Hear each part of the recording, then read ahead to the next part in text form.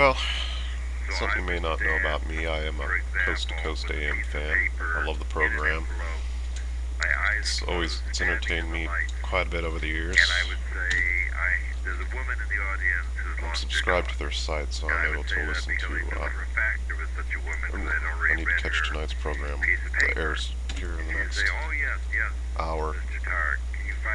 But it's like $15 a month, and you get access to like 90 days or something worth of past programs in MP3 format. Very nice. A lot of crazy shit on the program that's just laughable, that I don't take serious, but why did I do that? A lot of very good stuff, very interesting stuff as well, so it's a crapshoot in a way. I shouldn't be fucking up on that anymore. My favorite guests are the physicists like Mikio Kaku, because I love science, I love physics, I love the conversations about space travel, and the future, time travel, and all that kind of stuff is really cool. It always piques my imagination. And then went off in that direction. Now, of course, I was aware that it's very tough to make a living doing ESP research, so I got my degree in physics, but I always had a parallel trajectory interested in psychic stuff. Oh. Well, I was referring to page 31. I shouldn't be struggling with this anymore. I just about had down to the science here. I was introduced to ESP by my classmate Almost an art form. Who later goes on to become a distinguished Harvard psychology professor, and I you wrote about how same thing. 60 years later, you went back to credit him with your first introduction and your interest in ESP. That's why I went there. But just jump straight up. It's actually that simple. I gotta force myself to not jump immediately when I get down there.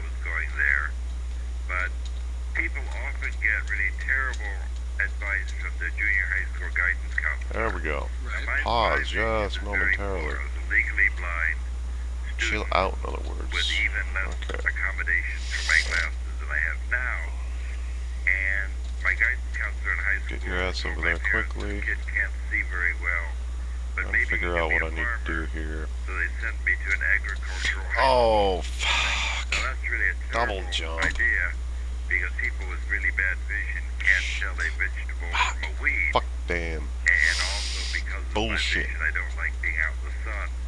So that Well, was a particularly bad I was choice. too cocky there. I was But I too made friends self-assured. there and had a wonderful contact But I with didn't the really need to physics think about that professor in the high portion. school.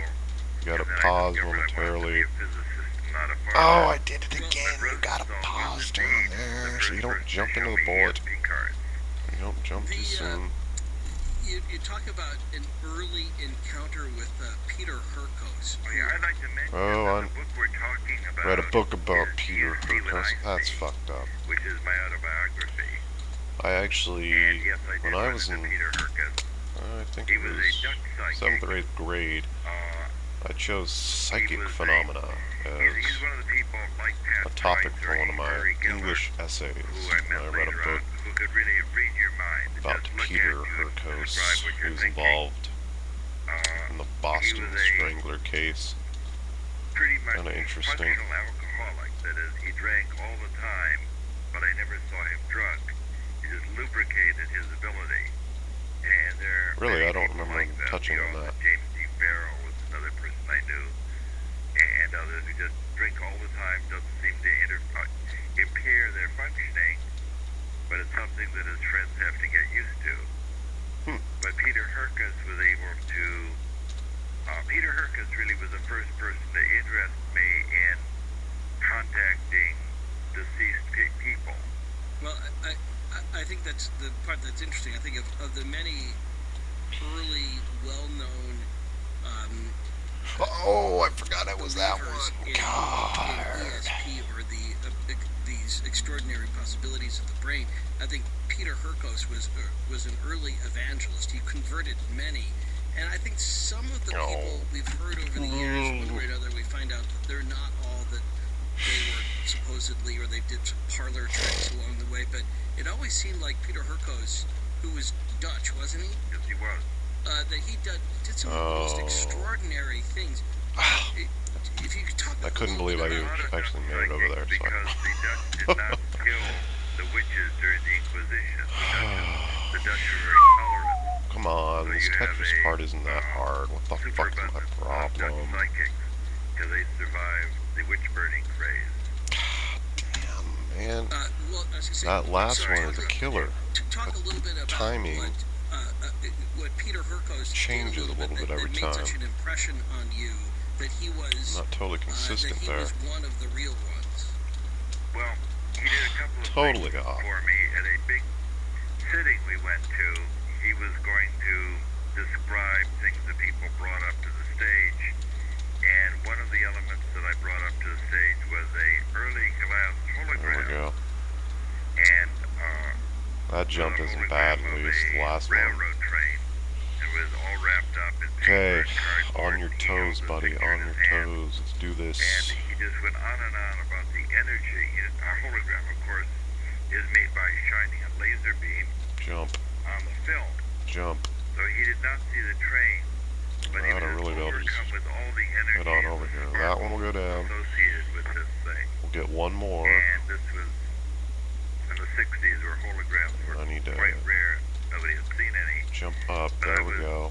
I don't know what's gonna happen now. Depict the energy of that just by holding it. Oh, fuck. And I once gave him a smooth rock that belonged to my mother, who was deceased. I'm doing this the hard way, by the way. I didn't watch and memorize this pattern from a video on YouTube. And had So, yeah, I'm being stubborn. But, dismissive words like, "I'm fine now, Russ, just live your own life and leave me alone," the kind of thing that my Being a stubborn mother little might bastard. say to me. And she walked back and forth with her persona, and that was really my first contact with a person who might be in contact with the deceased spirit. Since I knew the answer in that case, today That one. that wouldn't have excited me as much. I've now seen things that do excite me pertaining That to one. survival. But Peter Herkos was my first Okay. introduction. Stay right We'll over get to here. that too a little bit later on. I'll jump forward here. there, then, now what? and Oh, we'll no. talk about the remote viewing, having laid the groundwork a little bit for Oh, Tarik's interest in it. whoa. Let's then go forward into the formation of remote Oh, viewing, sort of the way what in which the hell? remote viewing is understood today. He How was do you there avoid that? at the beginning. The book is "Do You See What I See? Memoirs of a Blind Biker, Lasers in Love, That is so ESP, fucked up. and the CIA, and the Meaning of Life." We'll get to it all. How do you including avoid that? How the CIA used Russell Tarr, F. or I mean, worked with Russell Tarr maybe at times too, toward their purposes. Oh, Next on it's Coast too to soon Coast on that one. AM, this is Ian Punnett. Oh, I'm so sorry. That's my fault. Actually, I was just sitting here I just walked out of the room. I was grabbing something. My apologies. I was just picking up a part of the book. Do You See What I See? Russell Tarr. God, I'm going to run over on this one, aren't I? I'm paying attention. Reading back toward Time. the end when I realized, wait. Oh, this stupid Dr. Sorry, Mario let's go pill. to Russell Tarr How the next. fuck do you Why should avoid I that? be the only one that knows what's in the book? The Memoirs of a Blind Biker, next on Coast to Coast AM. This is Ian Punnett. Well, I know everybody is yes, most you interested avoid that. in those early years, especially of the remote viewing phenomenon. So let's jump ahead a little bit in the life of Russell Tarr. How did you get up there on the yet. ground floor of remote viewing? And talk a little right bit about there. the formation of when this sort of got formalized. This is kinda weird, if you though, will, 'cause when as it being fell- a talent that could be utilized by Oh, anybody at will, or for that matter, utilized by the government. I'm going to have to watch this. This Maybe